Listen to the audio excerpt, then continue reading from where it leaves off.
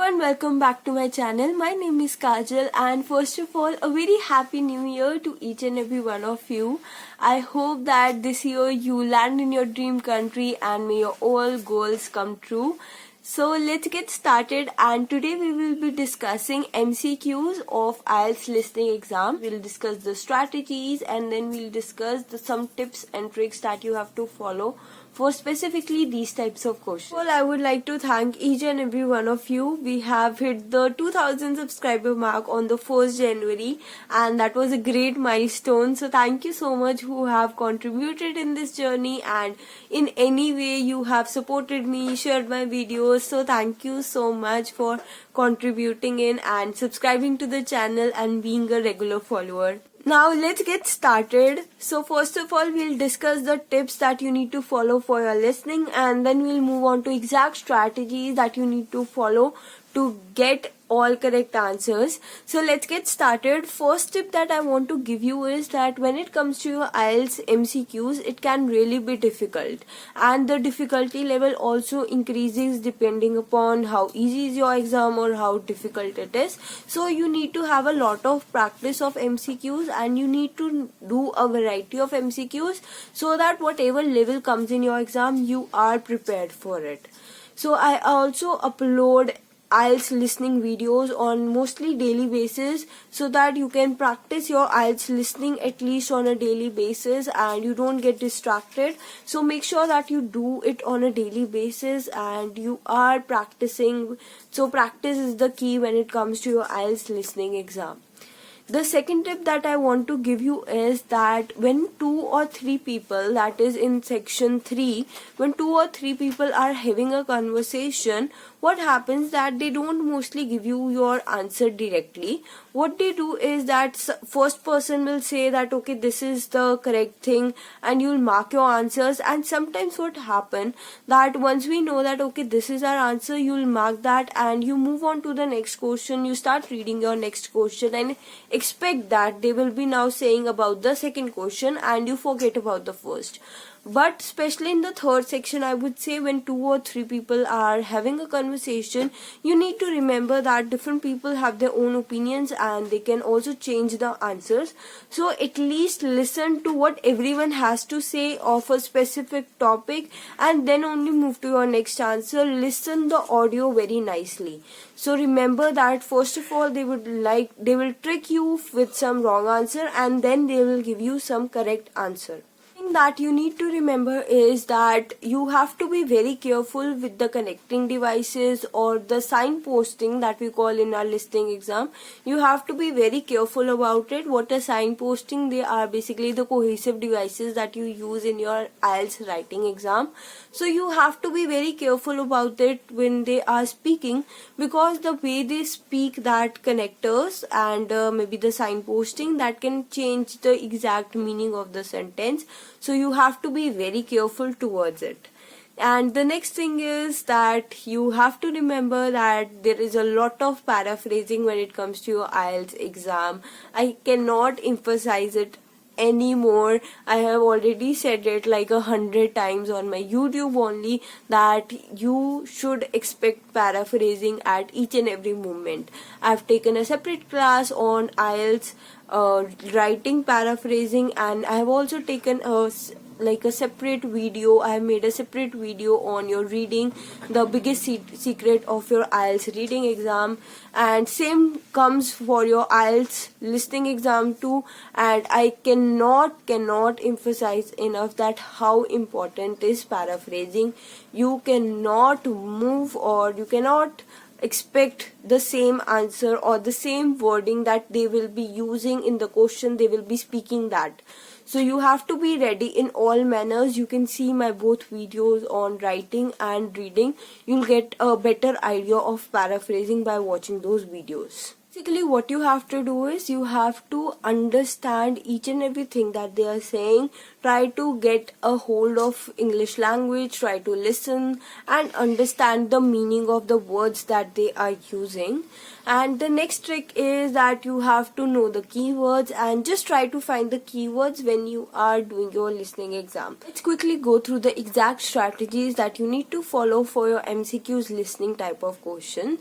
So the first way thing that you have to do before the recording starts playing, understand the question very well and underline the words that are telling you the exact meaning. So there are 2 or 3 words of the question that are basically the crux of the question, and they will tell you everything about the question. So underline those so that when the recording is playing and you read the next question, you don't have to read complete question. You can just read those keywords that you have already underlined and you can move on, and you can just concentrate on your listening exam. In the options, you have 2 things that you can do. And it also depends from person to person and how much time you have. You can work according to that. So the first thing that you can do is that understand that what is the difference between the first option that is given to you and the second option that is given to you. You can again underline the words that are giving you exact difference or a clear difference between your first option, second option, third and fourth. So you can proceed in that way, that understand and underline the key words of your option, so that when they speak a particular thing, you can just underline, you can read the underlined words and you can move ahead. And the second thing that you can easily do is that if you have a bit of time, and especially when it comes to your long MCQs, a lot of students have this problem that when I can do smaller MCQs, but when it comes to long MCQs, I am not able to attempt it. So in that case, what you can do is, especially when you are giving your pen and paper based IELTS exam, what you can do is that next to your options, write in 2-3 words according in your own language or maybe in English only. You can write that what are the different, what is basically the option saying. Don't make it bigger than 2 to 3 words, otherwise what will be the difference between the two. Just in 2-3 words, write what you are understanding by reading each and every option, and then move on. So this is a technique that you can easily follow, especially if you are going for a paper delivered exam, and that will really help you to choose the exact answer that you need to get. Point is elimination. So mostly what happens is that they don't give you the correct answer directly. What they will do is that they will speak all other options and they will say that this can't happen, this won't be possible, and maybe some other words like that. So basically what they do in some type of question is that they will eliminate all the other options. So what you need to do is that put a cross after each and every option that you think that okay, this is not possible, and that will also help you a lot when it comes to your listening exam. So that is it. Then you have to listen to the audio very carefully. You have to identify the different voices, especially in the section 3, because in the option they give that okay, which of these was spoken by maybe Priya or maybe someone else. So you have to be very careful with the voices of people, and they will just say the voices and the names in the starting of the audio. So you have to be very careful about it. Quickly discuss the different types of MCQs that you can get in your exam. So see the first type. First type says that you have to write 2 letters from A to E. Which 2 group of patients receive free medication? For in this type of questions, what I can see from the question is that generally they will be using mostly the elimination method, that they won't give you the answer directly. They will be saying maybe that the unemployed people may not get the vaccine, or maybe non-UK residents may not get the medication. So in this type of questions, you need to be aware that they might be using elimination method. Just put a cross behind each option that you listen that is incorrect, and at the end you will get your 2 correct answers. Next, you have to circle the correct answer. So in the 20th question, at first Fiona thinks that Martin's tutorial topic is. So what they are giving just one word answer. When they give one word answer, mostly they will use some synonym of it. Means they won't be saying directly that it is dull, it is inappropriate. They might be using some words like that actually indicate towards this answer. So you have to be very careful when it comes to especially the simple one word answer. Next, according to Martin, the banana. So what you have to do is, what the strategies that we discuss, what you can do is that you can start by underlining according to Martin and underline the banana. Then go to the option and underline the words has only recently been cultivated. So underline recently cultivated. Is economical to grow, economical, grow. Is good for your health, underline good, underline health. Is his favorite food, so underline favorite and food. So in this way you will be able to listen to the recording, and at the same time you can see what option suits you the best. Now see the next type. The next type says which company's website has more features. They are saying Hill Cycle's website, Wheels Unlimited website, and both website. So in this, A and B would be easy, you will be able to identify it, but when it comes to both websites, the chances of getting incorrect answer are more.